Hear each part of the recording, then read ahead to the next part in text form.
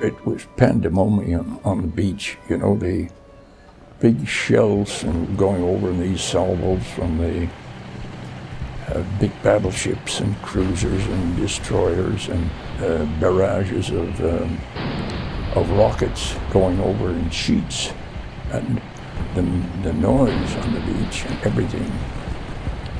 And when the ramp finally landed and I went out, and I glanced to my right, and there was a dead infantryman on his back, and the sea was coming up over him. And he was rigid like that. And I figured, well, lots of that's ahead. I figured he got hit before he got to the shore. One of the most important events that impacted the life of my husband, his whole life, was the two little girls that were feeding the cows from one field to another. I was on duty at the ADS. A German fighter that had either been shot up in the air or from the ack on the beach. He was in flames, and his canopy was locked. He couldn't escape.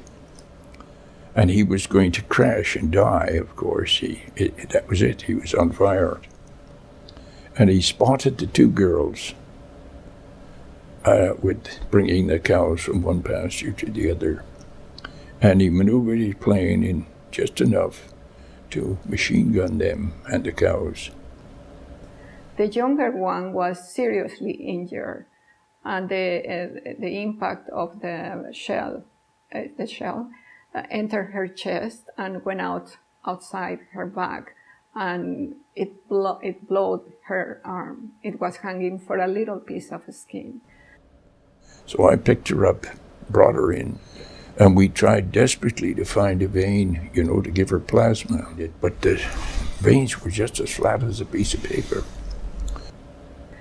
And the doctor told him to put a piece of gauze with Vaseline to cover that sucking chest that she had.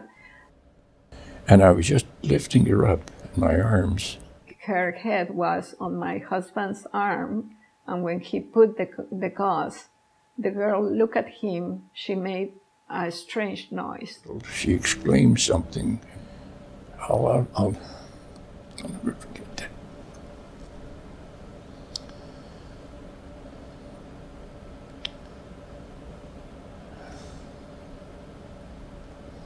And she passed away. And she passed away. So that event was really very traumatic for me, my husband, and it haunted him for the rest of his life. It didn't matter if he was 70 or 94 years old. When he told that story, he cried. So it was a terrible thing for him. He was too young to live that experience.